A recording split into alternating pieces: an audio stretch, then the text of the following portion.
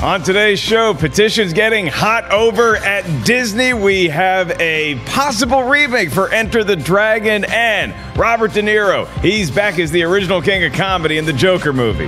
Kind of. Movie Talk starts right now. Hello, everybody, and welcome to Collider Movie Talk alongside Perri Nemiroff and Jeff Sneider. I am Mark Ellis as we get our various mobile devices situated on the desk. Gives me great pleasure to welcome you guys back in studio for Movie Talk, and I want to thank everybody out there who tuned in and shared their memories as we did here in the studio of our beloved buddy Jon Schnepp. Especially, I want to thank Holly Payne for coming in studio. I know that must have been the most difficult thing that she's ever had to do in her life, or at least one of them, to come in and share memories of Jon Schnepp, and I appreciate you doing that. I know it meant a lot to us and every one of you. You guys can check out the GoFundMe or any of the other donation formats that have been set up in Jon Schnepp's honor for his medical bills. That link is in the description of this vid. Thank you all once again. And we move on to the movie news of the day. And really, as we decompress everything from the weekend that was, I think one of the biggest stories to come out of Comic-Con wasn't a trailer or footage or some breaking announcement. It was tweets that were 5 to 7 years old from James Gunn's Twitter account that ended up getting him fired from Guardians of the Galaxy Volume 3. Once Disney got wind of it, they canned him. And then the backlash has ensued to the tune of now over 200 and I believe 60,000 signings of a petition from change.org that people want to have James Gunn rehired as the director of Guardians of the Galaxy 3. These are fervent fans, and then you also have a number of cast and crew from Guardians 3 and other celebrities in the world of entertainment weighing in with their belief that James Gunn should be rehired and that he was fired unjustly. So there's been a whole lot of developments in this story since it initially dropped this past weekend. Perri Nemiroff, the question I'm going to ask you first is, because the reason why James Gunn would be rehired at this point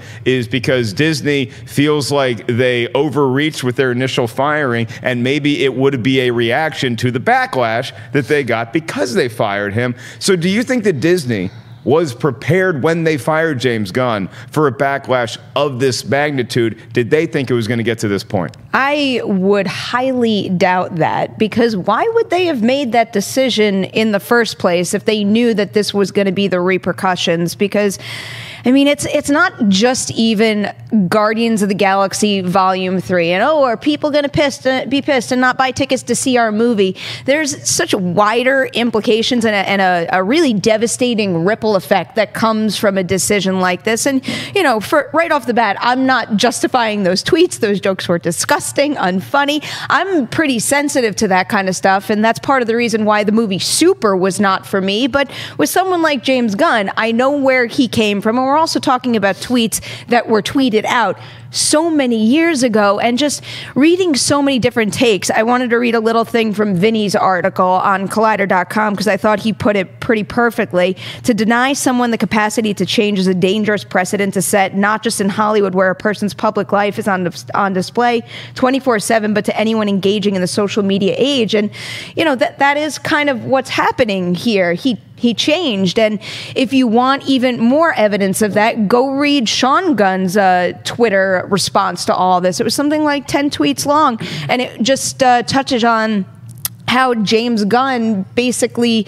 grew and kind of going through the experience of softening his edge for a wider viewership with the movie Guardians, the first Guardians movie, when he was making that. And when you read that kind of idea and how he's grown over the years, it breaks my heart a little to see him torn down for it so many years later. Yeah, whether you agree with Disney's decision, Jeff, I think the larger issue here, one of the larger issues, is that you're looking at tweets from years ago and how we as humans in general viewed what Twitter was as a platform versus how we look at it now. I know for comedians, it was a place to test out jokes 5, 6, 7 years ago, and not all of them worked. A lot of them were in poor taste from a lot of different comics. And I think people have grown to look at Twitter as something that can actually be used for change and social justice. And so if you're looking at Twitter through those eyes now, and then you put on those glasses to look at tweets from 5 years ago, they have a very different image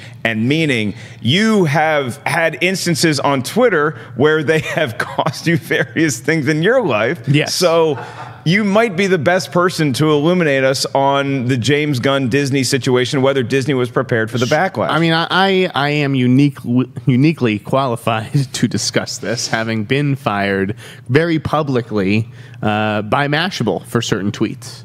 And, you know, I can get into what happened with Mashable at a later time, but it's obviously... you know, a bit different than this situation. But, it, you know, to me, I'm torn because I don't think that you can have a double standard. I don't think you can get rid of Roseanne and then keep James Gunn. You don't get to pick and choose which tweets you want to ignore and which tweets you want to hold people accountable for. So to me, while I think that James Gunn should have kept his job, and particularly this job and this director, because the Guardians films are the Marvel films with the greatest sense of authorship for me. Like, you really sense Gunn's personality in those films more so than I think any of the other ones. So it's unfortunate to lose him in that regard, but it has to happen. I think that they were completely justified in letting him go, and I don't think that they're going to reverse their decision at all. Is it a really double standard, though, when we're talking about jokes that were made so many years ago versus tweets that were sent out recently and then never apologized for, and also come with a significant amount of weight with just general beliefs that are that were continually put out there and, you know, could be detrimental to individuals, to society, whereas his jokes were stupid jokes that were made so many years ago. Right. I don't believe that James Gunn is a racist in the same way that Roseanne is a racist, but the point is that you don't really get to distinguish that, unfortunately. Like, what was tweeted, and I mean, I hate that when, you know, one person is offended and then the corporation has to be like, well, you've offended one person, and that's all it really takes these days. So you're the same thing with Amy Powell. Level. You're talking about a corporation is not able to distinguish. I'm saying because we as human beings are able to distinguish. My own personal opinions conflict with how I, you know, see the situation from their point of view. Like James Gunn said, he gets it from a business perspective. And particularly when you're Bob Iger at Disney, like, this is not a Kevin Feige Marvel decision. This is the parent company coming in, Disney corporate making a decision with its lawyers and whatnot. And Bob Iger may run for president. So, like, why have this dark cloud hang over you for what? The sake of Guardians of the Galaxy 3? It's a bad precedent to set. I completely understand. But, like, you know, where were the people who came to my defense? And that was a $75,000 a year job at Mashable. Like, James Gunn's going to be fine.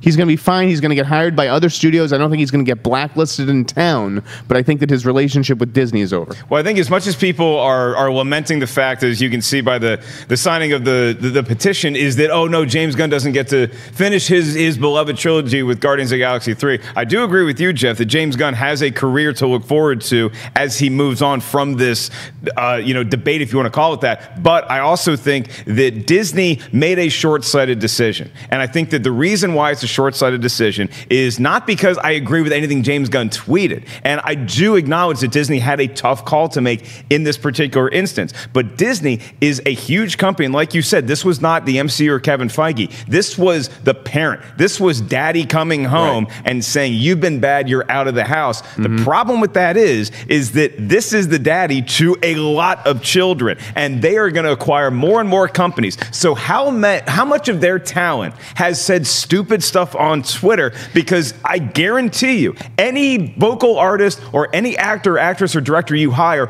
probably has skeletons in their Twitter You're looking closet. at it from a precedent point of view, the precedent that it sets. Yes. And I understand why you would want to look at it. You're going to have to fire half your talent. But try to look at it in a vacuum and ignore everything else that could come potentially from this decision.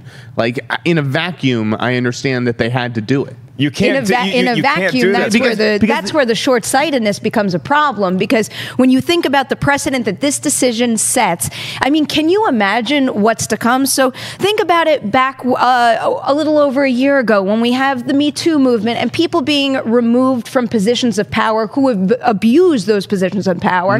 Now we are going to probably wind up with a wave of, you know, people. There are ways out there to dig into someone's Twitter history very, very easily. And I wouldn't be surprised if James Gunn's firing from Guardians of the Galaxy 3 winds up kind of setting more of that into motion. And can you imagine how many individuals need to essentially push the panic button out there and, you know, really just erase their history. Also, whether that history is a fireable offense or not, where it's a bad joke, but even just going back through my personal social media and seeing how I've grown. I mean, you guys know I'm not funny. I'm not one to make crude jokes on it, but seeing how I grew as a critic, even like what I would call like, oh, that's like silly and uninformative things to say, but I was able to go back and kind of see my path in my career, and to kind of rob every creative mind of that is a very scary reality to me. You're absolutely right with regards to going back through our own Twitter histories and how it's changed, and now it's like this thing that the president makes these grand statements on it, and it's given much more weight and it's taken much more seriously.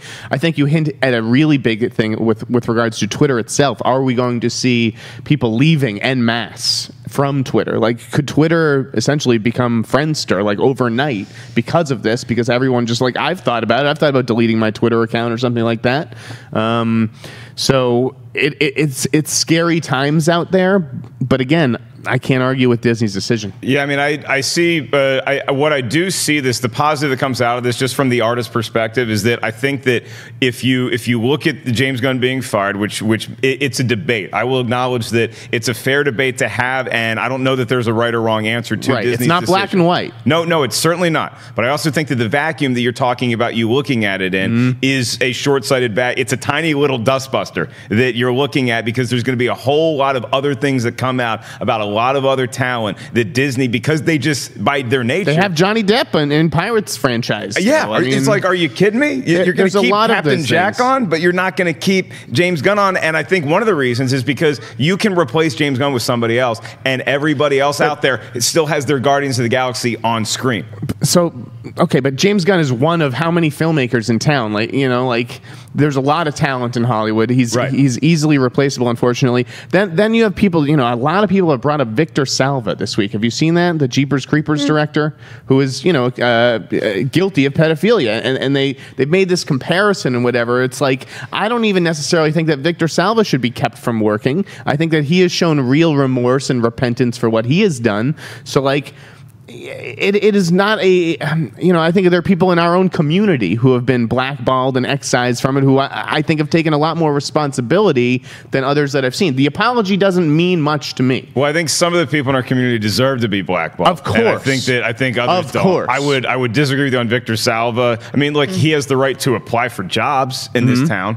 I wouldn't give him one, I do think some people can be rehabilitated, but especially if you look at James Gunn, I don't know that that's like a rehab process. And this is a tough thing, because you have this huge project this guy's working on, right? And that's like his landmark thing. If this is a sports team and it's an athlete who said something like this on Twitter, or it came out, it's a very easy thing that the sports team does. You suspend them for 4 games, or you say you can't participate in any team activities for 2 weeks, and boom, you got slapped on the wrist, and now you're welcome back into the fold. That's not the same thing with James Gunn. No. And the scary thing about that is that Disney isn't just a sports team. They're bigger than the Yankees. They're like half of Major League Baseball. So there's very few opportunities for an artist now to go to some place that doesn't have the mouse signing their checks. What would be the slap on the wrist, though? What's the equivalent in terms of, a punishment? I don't know. What can you do besides fire the guy? You can't suspend him from directing the movie. No, you can, and that's why it's such a conundrum for Disney. And there's a lot of political implications with this too. And I know a lot of people are trying to connect the dots between the fact that it was a very right wing blogger who kind of exposed this, and if the Pizzagate guy is the one exposing this, and then you have connections that are made between Bob Iger and Trump, and then Bob Iger's tried to distance himself from that a little bit this past year. He also might be setting himself up for a political run in 2020. I don't necessarily think that Bob Iger looked at, I need to keep my relationship good with President Donnie, so I have to fire this guy. But I do think that there's a lot of political implications in this story, and a lot of fans don't like to hear that, because we want to just talk about our movies and how cool Star-Lord is with his red jacket. This is a political story, and if you do not think this is a political story, your idiocy is astounding to me. Yeah. All right, well, that was a good talk. That was a good. I mean, all right, Aquaman, huh? How about that Aquaman trailer? It's a good chat. It's a, What we could talk about that for an hour. I assume that the fans would like us to move on from this subject because we could just keep yapping. We really could. I think maybe it'll be an early happy hour at Barney's across the street, and we can continue our conversation. I feel bad that this is happening to James Gunn, but you make your bed and you lie in it. I mean, I do think that going forward, this might be a moment that we look back on though and say, I wonder if studios maybe got a little more tolerant of people's past mistakes, not present mistakes, not Roseanne mistakes, but things that went on 5-7 years ago. I wonder if studios will look at that differently as a result of all of the fallout that's happened the last couple of days. There isn't one single line in the sand you can draw. Every single one of these kinds of instances should be kind of assessed and addressed in their own way. And I feel like we're sitting here comparing such drastically different scenarios. Of course. And, sending tweets is not the same as Victor Salva's situation, to be clear. I'm always one to root for second chances because I do believe people have the capacity to change. And I do believe that, you guys know how much I love Guardians. This has absolutely nothing to do with me wanting to see him finish his 3 Guardians movies. That is not the point of this at all. But in order to keep moving all of this stuff forward in a very positive manner that can change the industry long term in a positive manner, we need big corporations like Disney to be able to assess these types of things appropriately. And putting him in the same conversations as other individuals that have been mentioned recently, it's a disturbing reality. Totally fair point. I don't want to belabor this subject, but what did you think of the Dan Harmon stuff yesterday? I saw some of the Dan Harmon stuff. I didn't see all of it. I've heard the stories, and Rick and Morty electing to keep him on after things are in poor taste. Video. To me, big deal. I seen a Serbian film which features a man fucking his own child, and it's I think that movie's a masterpiece. Does that make me a sick bastard? It might. I haven't seen the movie. Yes, it does. It probably does make me a sick bastard to like a Serbian film. Going off that point, okay, here's the last thing I'll say is that Disney's a huge corporation, and to have them be the arbiters of what is politically correct or what is right. You don't want that. That opens it. That's a scary thing. Yes. But you go back to what you just said. I don't like F-bombs on the show. And I'll give you a quick example, then we'll move on. The Schmoedowns Live, the first ones had a number of F-bombs, and I wasn't a fan of it, neither was Christian. So we simply talked to everybody hey, the next live show we do, we want this to be a family show. We prefer if you didn't have F-bombs. Now, if somebody drops an F-bomb on stage, they're not getting fired. But it's also something that you have to have a conversation with them about going forward. Right. This is a much larger thing, but it is an interesting conundrum because you were thinking, I am the arbiter of taste, or I'm the one that has to draw that line for this particular event. When you see me do stand-up, there's going to be a number of F-bombs, but it's not proper for everything, but that's on me to decide. It's just a little horrifying to me that there's one company that gets to determine that for so many different artistic outlets. It's horrifying, but it's the reality of an industry that's dominated by a couple of big corporations. That's why I would like someone like Bob Iger to, I don't know, what do you think? Is this something that could have been dealt with behind closed doors? Did he need to be ushered out? That's the thing. When you said, if somebody swears on stage, I'm going to talk to the competitor. I don't know how Disney can just go and talk to James Gunn and then hide him away until the Guardians 3 press tour in 2 years or something like that. They either fire him, or if they keep him, then it looks like they're endorsing him. Yeah, and I don't think he's going to get rehired at this point. So let's talk about the script real quick. Do they keep James Gunn's script? I think that might be a concession they make to the fans, or that he gets some sort of executive producer credit. A lot like what you see when directors get fired for artistic reasons. If you look at Lord and Miller getting some sort of credit, or even the Zack Sneider situation, which was a lot more tragic in his personal life. But it's also that he gets credit, but also the guy who came in, Joss Whedon, also got credit on that. So maybe that's a situation. And then I'm also going to meet with Jeff Sneider for a minute after this. I think you need. God damn it! I'm getting called to the principal's office. You're getting close again. You need some consistency with the franchise, and I think that they will keep James Gunn's script, which means his name is going to be on the movie, which means if his name is in the writing credit, really, why couldn't his name be on the directing credit, and you just keep him off the press tour or something like that? I believe the 11th commandment was, thou shalt not take the Lord's name in vain on Movie Talk. We're going to move on to our next story, and that is Robert De Niro is in talks to join the Joker movie, and this was official partly because of the guy sitting over there right now who did drop an F-bomb, and we forgive him because we are forgiving people here on this show. Schnepp used to drop them all the time, and it was one of the funniest things about movie talk. That was in his honor.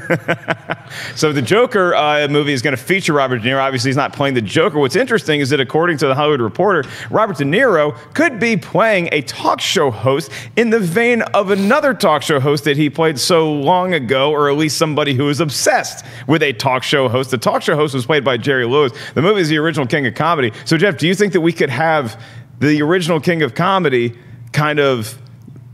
The King of Comedy? The King of Comedy. The original King of Comedy was the comedy. Right. So, do you think that we could have... He was the original King of Joaquin Comedy. Phoenix, but then D.L. Hughley and company came about. So, do you think that you're going to have Joaquin Phoenix's Joker?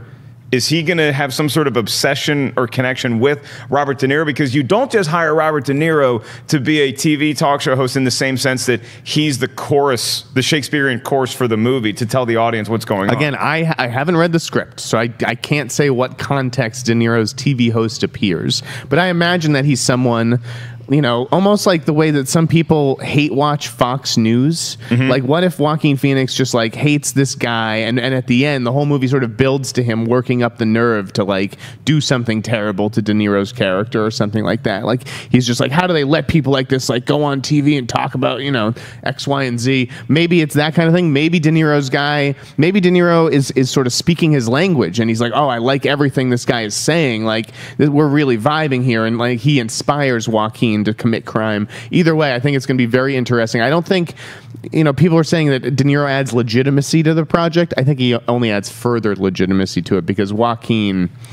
He's the guy who made this legitimate. Right. He adds further legitimacy. I would agree with that point, Perry, but he also adds a name brand value to the fact that supersedes even Joaquin Phoenix is that this is Robert freaking De Niro, and we know that Robert De Niro is one of those actors, Perry. Has he done a few movies that show up on Redbox? You're like, De Niro is in that? Yes, but he's Robert De Niro, and when he wants to reach back and have that fastball, he still has it. Respect must be paid. Also, Frances Conroy is in talks, and that would add a lot of credibility from an artistic perspective as well. Every single piece of casting information, news we get on this project, I think adding further legitimacy to it is just the way to describe every single story we've been covering. I love the idea of Robert De Niro being in this. I remember when you dropped that on Movie Talk, and I'm like, what? And you just casually said it like it was no big deal. And I was just so hyped to hear that. And then the idea of bringing in Zazie Beets, too, is very exciting to me because leading up to the release of Deadpool 2, everyone's busy talking, oh, she's a scene stealer. You're going to love Domino. We added more Domino because people liked her in the preview screenings. That was all true. She only had so much screen time in that movie, but she stood out big time. She just has so much charisma and can command that screen alongside such strong actors like Ryan Reynolds and Josh Brolin. I was so impressed by her. I'll tell you what I like, that she's playing this single mother who's not like a comic book character, I don't think, in the DC universe or something like that. I like that the only characters who I think we're going to get are Joker and maybe Thomas Wayne, like I said, on the show. I think everyone else would be like an original character. But yeah, I think Frances Conroy is a really interesting choice for the mother. She's a great actress. But going into the backstory of the Joker, from what his relationship with his parents was, are we treading on ground that we may not necessarily want, because it's part of the charm, if you want to call it that, of the Jokers that we've seen in past is that we know nothing about their history. I mean, Heath Ledger's Joker had fun with the fact that he would just tell a different backstory every 15 minutes because some men are just like to watch the world burn. Personally, I think it's a risk worth taking because it does separate this Joker from whatever we would get with Jared Leto or any of the other Jokers we've seen going forward. Right. But it is something where, like Friday the 13th, it was interesting that Jason's mother was the first one, spoiler alert, that was going on the first murderous rampage at Camp Crystal Lake, and then we got the monster from there. A risk well worth taking. And if you're not going to take storytelling risks like this, what is the point of this other DC label that we're getting? I think this is a brilliant decision. And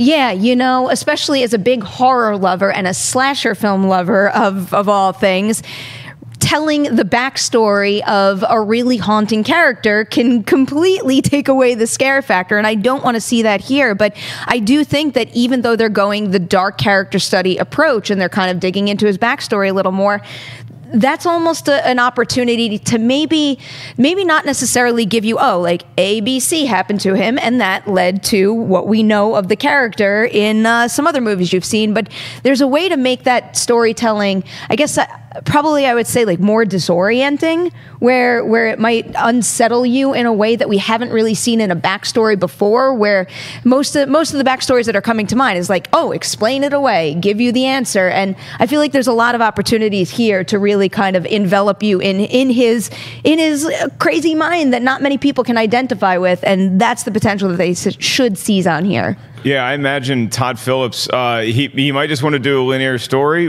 but he could also do something where there's just these crazy, jarring, jagged flashbacks of him and what his mom did. Or if she is currently living and she's in this world, you know that the first phone call she's getting after the Joker starts being the Joker is from TV show host Robert De Niro. Do you want to come on my show and talk about your crazy son?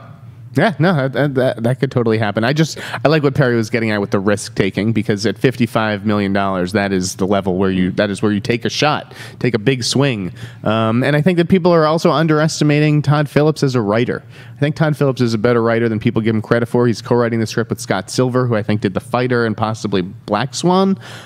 So that's a pretty good writing team, better than we've had for most of these DC movies. Yeah, I'm looking forward to seeing what Todd Phillips comes up with. Yeah, Todd Phillips, he's written a lot of good comedies, but as we all know with comedy, you turn that dial like that and it can get very dark and very tragic, and perhaps the perfect tone for the Joker movie in this DC universe. We move on to Enter the Dragon, and Enter the Dragon is the all-time classic starring Bruce Lee. Goes to an island hell-bent on revenge.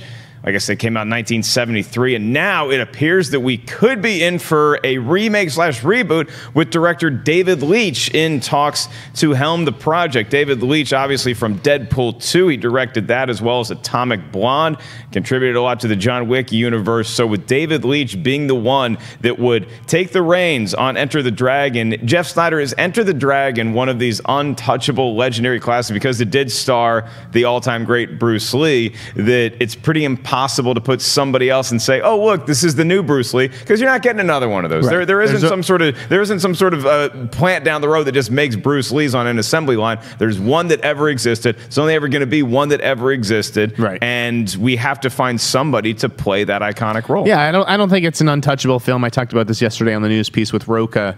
I think it's fertile ground for a remake. I think it would be cool to see Iko Uwais from the Raid films, who guys, you're not going to get to see this, unfortunately, but Perri and I were going to do fight training for Mile 22 with Iko Uwais, and we just couldn't make it happen because of schescheling. Oh, but I think Perri would have auditioned for the lead in this Enter the Dragon remake. I wouldn't have minded. You don't even necessarily need an Asian guy, although I think it's a good opportunity. As long as someone who is up to handling the fight scenes, hell, it could be an actress instead of an actor. I don't know. You could totally change the game here, but yes, I think that it is okay to remake this film. Yeah, given the motivations that Bruce Lee's character had going to the island in the first place, that would be an interesting shift as well. Perri, just on the whole of taking a film that is so well known and it's just in the zeitgeist like Enter the Dragon, is this an untouchable film from your perspective? No, and I think the legacy of the movie kind of speaks to that, just how this kind of changed the game for martial arts movies, period. You had a whole bunch of martial arts schools opening up across the U.S. that didn't exist before. I mean, wouldn't you want to continue that kind of legacy? And the idea of having David Leitch come in makes a whole lot of sense to me, especially when you consider some of the names that had been in consideration before.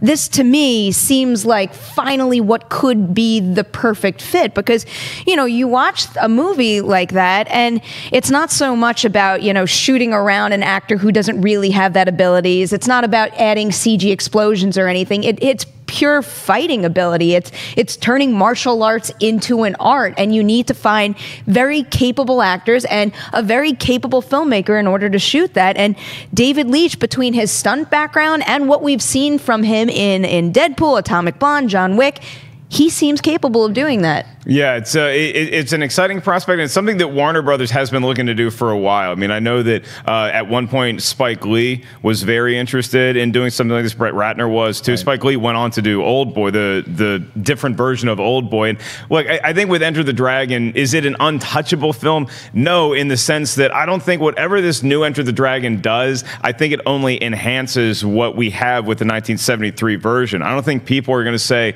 which version's better. I think that this is going to help advertise and get another generation interested to check out the greatness that was Bruce Lee. So I think it's probably good on all fronts. I don't say that about every movie. I think there's some movies that are untouchable from a remake standpoint. I just think Enter the Dragon is one of those rare gems that would be enhanced by a new telling.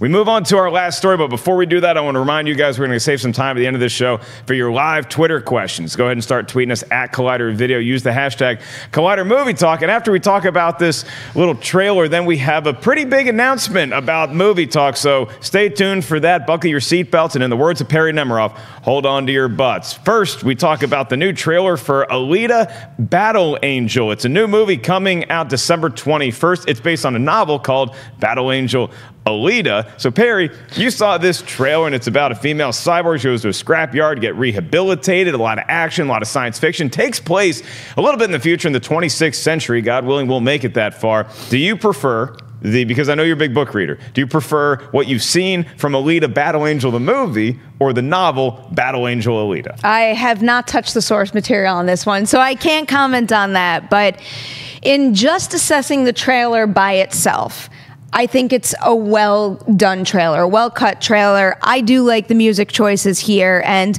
I mean, everyone knows I've been rooting for this movie. I like the idea. I like what I know of the source material. I'm a big fan of Rosa Salazar. I'm rooting for her to get a big, big project that finally makes her a household name.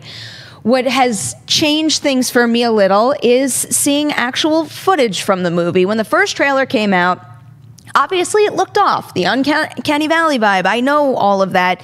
And I wasn't really feeling it as much as I wanted to be, but it's just a trailer. A trailer is just a quick cutting montage to promote a movie. What I do think, though, is when you finally get to see fuller clips of a movie, that's what starts to give you a better sense of the tone, the style, how much you're actually going to be enveloped and how much you're actually going to believe what you're going to see. And when it came to the footage that I saw at Comic-Con... You saw footage at Comic-Con? I did, and I still felt that same, just this doesn't look right to me. Was it finished footage? How much footage was it? It was about 18 minutes worth of footage. Was it like finished, like we're ready for the movie, or did they announce like we're still tinkering with stuff? Off the top of my head, I don't remember them saying that they were tinkering with things, but whether it was close to finished or fully finished, I still had that same feeling and that same skepticism. And based on seeing 18 minutes of footage and still feeling that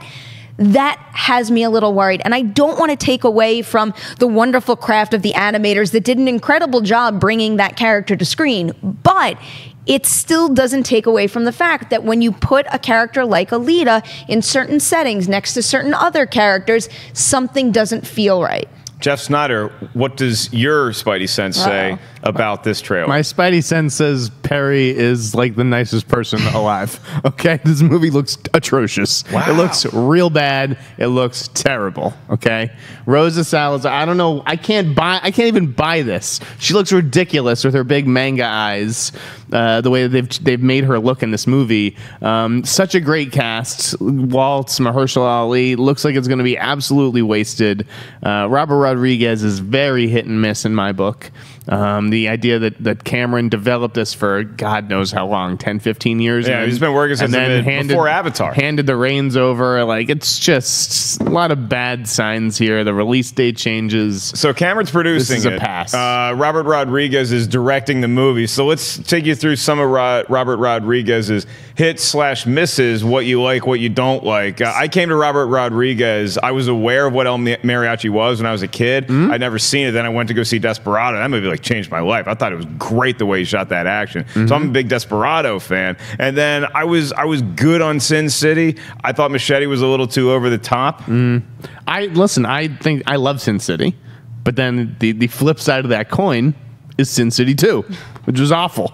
So I it's not it's a thin line with Robert Rodriguez. Are you that way as well? Do you waver with Robert Rodriguez, Perri? Yeah, I do. I mean, I'm actually not a big fan of the first Sin City or the second one, and you know, it's just with the first one, I can tell, I can see what people admire about that movie. It's just that's one of those things where I have to play the "it's just not for me" card. 2 was borderline unwatchable. I was very unhappy in this, but you know, I did have a lot of faith in him with this movie, and hearing some of the things that they said in the Q&A, and I know they're busy up there selling the movie, but the passion they had for the source material and seeking out the creator and getting his blessing, I really do respect all of that.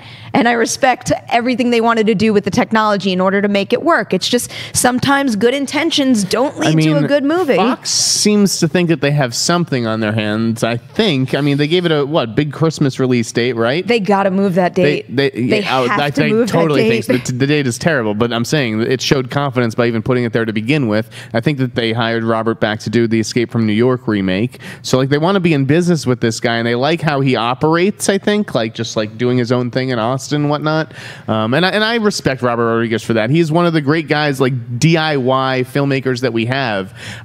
To me, this is the polar opposite of what Robert Rodriguez stands for and what he should be doing. Like, he should be making his own movies, not working in the studio system at $150 million budget. I think this one's going to blow up in his face. I mean, I love the guy. I love the guy's passion. So even when he does have like a movie I didn't love, I love that you can see his fandom just dripping off every frame of his movies. But you're right, Alita Battle Angel. I thought this trailer was good. It's got a lot of competition. Right now, it's set to open Friday, December 21st against, you got Aquaman, Bumblebee, Holmes and Watson. It looks like Welcome to Marvel. Another Ghost in the Shell, except without Scarlett Johansson, with this actress who, frankly, not a lot of people recognize whether she's good or not. And even, like, you know, the fight scenes, she certainly looks capable and handling the action. But even in, like, the few dramatic moments that are in this trailer where she talks about, like, being lonely, didn't buy it. So we can agree they should move the release date, will they? Yes. Oh, will they? I kind of doubt it at this. I mean, I guess we do have a good chunk of months leading up to it, but I think it's a silly decision to leave it on that day. I think Mortal Engines is going to tank, and then this will be the next one, because if you do list every single thing coming out on that release date that you just mentioned, with what I think has the most potential to make money, this is at the bottom of the list. I hate to discount Fox just because I did last year with Greatest Showman, and they showed me. You know, that movie did great, and I never thought it was going to. That was an isolated incident that families can go to. I don't know if they're going to have the same success.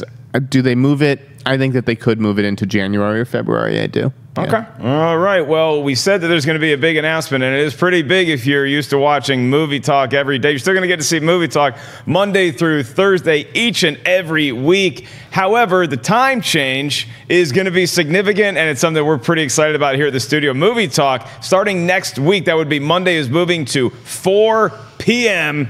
PST. That's 7 p.m. for you East Coasters. We're changing up Movie Talk starting July 30th. The reasons for the change are many, but the most exciting thing to me, well, the second most exciting thing, the first most exciting thing is that I get to wake up like a lot later. And then the second most exciting thing is that we get to talk about the movie news of the day that day. So we actually have the freshest stories possible for everybody listening. You might have to change your schedule. You might listen to us on the way home from work instead of the way to work. I think it's going to accommodate you. I'd love to hear your thoughts. Everybody out there watching right now or on YouTube or listening to us on the podcast after the fact. Jeff Sneider, the 4 p.m. time change, we're going to get like news stories, going to get to talk about them first before anybody else. This is going to be the place to come for movie news. This is like not good for my own job and my own role here at Collider, because it means fewer Collider news videos. We're only going to cover like the really big stuff, like if, you know, Ben Affleck's no longer Batman. Not saying that we've pre-shot that video or anything like that. but basically, yeah, I really advocated for this change. I think it's a change that Movie Talk absolutely had to make. By the time, you know, we're doing the show at 9 a.m., all the stories broke before 6 o'clock the previous day. And you're talking about, you know, news almost 24 hours later. It's just too long to wait in this day and age. So I think that Movie Talk will be a much better show, and I hope that you guys will stick with us and tune in at 4 p.m. Where we'll talk about all the news that broke that day. Again, if it was it's a giant piece of news, we will do a separate standalone video forward, or at least that's what we are planning on right now. So you'll get that immediacy, but then we'll be able to have a more in-depth discussion on Movie Talk. I think it'll be beneficial for everybody, the people who make the show and the people who get to watch it and enjoy it at home. Yeah, and just so you know, you can still watch it like the next day at the normal of course. time. You can still watch it at 9 a.m. if that's like your thing. Like you listen to it on your commute in, or you get to work and that's the first thing you put on. You still get to make that choice, but it's the same. It's really the same exact show. It's just that we get it out there for more people who earlier, right when the news drops, as opposed to waiting the next day to talk about it. I mean, sometimes I sleep on something and my mind changes a little bit, but I'm excited to just get fresh news and talk about it right there. And again, you can still, it's going to work the same way. We're going to live stream it at 4 p.m. and then it's going to be a podcast and a YouTube vid immediately after. So you don't have to alter your plan that much. If you want to catch it live, we'd love to have you. And I think it's an exciting change for us here at the studio, hopefully for all the fans out there. Perri Nemiroff, 4 p.m. How's that work for you? Sounds good to me. And it's probably also worth pointing out that, that 9 a.m. slot isn't going to be, a content black hole. Yeah, we're going to have stuff on the channel. It opens the door up for our resources to be put towards so many different new creative things that I suspect everyone's really We're going to be like. doing aerobics videos, Perri and I, Exactly. in the morning, and 1 and 2. What I see is a new morning show coming in its place with an announcement soon. That's according to the notes. So whether it's aerobics with Jeff and Perri, I think I know which one's going to be still standing at the end of that vid. And it is Perri Nemiroff. And Perri is a very busy person around here at the studio, as she always is. She's a hustler by nature. And now she has a new podcast called The Witching Hour. It is Perri Nemiroff. How exciting is this that you guys can check out? It's a new horror-themed podcast, I guess a genre podcast. That's going to premiere next week? Oh, I'm so excited. Yes. Next week, I believe is it the 30th or the 31st? I believe it's the 31st. I don't remember. It's Tuesday. These episodes are going to air every Tuesday at noon PT. I will be hosting it along with Collider.com's Haley Fouch. I'm so excited to be working with Haley and just excited to be able to once a week cover every single horror story we can get our hands on. It's going to be an hour of genre talk, no rules. We'll have guests. We'll talk about things we've watched, things we've read. Maybe there'll be some comic books in the mix. Who knows? We're leaving the doors wide open to celebrate horror. And I am excited to invite myself on as a guest on You're this show. not the only one in this office who has invited himself on the show, and I am happy to have everyone. You too, Mark Riley. Can we have a scary stories corner where we tell horror stories like around the campfire? I will never say no to that. Oh yeah, that could be good. Here's a good challenge for that is if we can make the podcast studio feel like the Midnight Society from Are You Afraid of the Dark? It was really hard not to call this podcast the Midnight Society, but Haley and I kept coming up with all sorts of wonderful witchy names, and the Witching Hour just seems so perfect. I've got some horror stories I want to share, but only because I got my hands on Mark Ellis's high school diary. It does exist, and there's a lot of hearts drawn in it. They didn't all work out. eBay, baby. The things you can find on eBay. I hope it went for at least $100 because that means my mom is going to eat well this week. We are going to move on to our live Twitter questions, and the first one of many that probably you guys have questions about how we felt about things at Comic-Con. So let's kick off easy. Jeff, you can participate in this one as well because I'm sure you covered a lot of news from Comic-Con up here from the comfort of your home in Los Angeles. Lorenzo W. says, what was your favorite panel at San Diego Comic-Con and why? For myself, I didn't get to go to panels. I don't think I went to one panel. I went into Hall H to check in with my friends there that work around there, make sure everybody around our crew and schmoes got situated okay. And then I took off to my other obligations. Perri, you got to cover a fair amount of the panels. Which one did you like the most? Definitely the Warner Brothers panel. It's fun being in that room no matter what and seeing new footage, new trailers, all that good stuff. But when a studio goes in and they turn that experience into a show that you feel part of, you can't match that energy just with a Q&A and some footage. And they opened up. So I didn't think I cared all that much about the next Fantastic Beasts movie. I liked the first one, didn't love it. I'm not really counting down until the release of The Crimes of Grindelwald. I was sitting there waiting for the DC stuff. When they opened up with that Fantastic Beast material, though, it was so well done where they did all of these visual tricks in order to make you feel like you were part of it. And there was just this showmanship type quality that whether you cared or not at the beginning, they got you to care about it by the end. And really, if you're going to put the time and resources into going to a place like San Diego Comic-Con, that's what you do. I really do. I mean, I have not gotten sick of Hall H. Like, I think I've been going down with schmoes every year since 2011 or 12. I want to say it was my first year ever at Comic-Con. And ever since then, when I get the luxury and the privilege of being in Hall H, it just blows my mind. I love seeing a good production like that. It is awesome to watch. I was regretful I couldn't make it there this past week. I had a lot of other fun stuff I was doing, so, you know, I was happy. But, man, I like, Conan hosted it? No. Conan did not host the Warner Brothers this year? No. Was it Aisha Tyler? Yeah, it was Aisha okay. Tyler. I thought Conan was doing it again this year. I was Aisha about to say the name that hosted the Universal stuff. But they also, you know, she did a great job hosting. I mean, that was kind of the perfect pairing between getting information, but also having a fun, playful vibe where her jokes came at just the right times, and it didn't feel like she was interjecting herself too much, but job well done across the board in that one. Jeff, did you have a favorite thing or piece of news, or maybe a trailer that you saw at Comic-Con that you enjoyed? I mean, yeah, the Glass trailer looked amazing, which, again, I'd seen it at CinemaCon, but I don't know if I'd seen that cut necessarily. I think that movie looks awesome. Like, people freak out over Infinity War. This is my Infinity War, okay? As far as superhero movies go, maybe. The Crow and Glass. I'm excited for that. But honestly, as far as panels go, I guess my favorite thing was just the idea of, like, this whole team of publicists keeping Johnny Depp and Amber Heard away from each other backstage at Warner Brothers. Like, just the logistics of that whole situation, I'm sure, was absolutely fascinating. That's like a movie. Yeah, it feels like a very real, scary version of America's Sweethearts, where you're trying to keep people separate, or however that works out, where you just have Billy Crystal running around. It's just a lot of mayhem. Oh, my God. We move on to our next question, and that is from J. Scott St. Clair, and he closes us out here today, and he says, which versions of the future that have been depicted on the big screen would you most like to live in?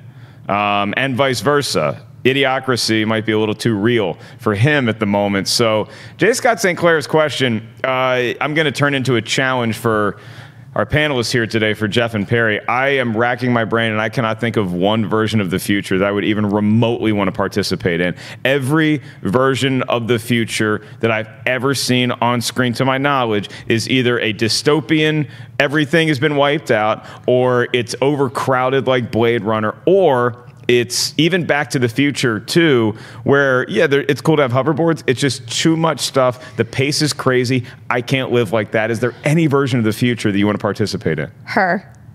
That's the first thing that came to my mind, just because, you know, maybe you need to draw some lines in where you spark a relationship if that's not your thing. But the idea of having that personal device, like an organization device, a personal assistant that comes with you everywhere. It's just, I don't have many real pocket tees. They're all just like fakely printed on my shirt. But if I could buy one of those and have a buddy/personal assistant, I would put my phone in my pocket. All right, just be careful just be careful what voiceover artist you give your heart to there, Perri. Jeff Sneider. All right, I got two answers. I wouldn't want to live in the setting of this film, but as far as technology goes, the things from Strange Days, the squibs that you do playback in your head, I wish that existed, because I would totally fuck around with some. Bigelow, I'd fuck around with some.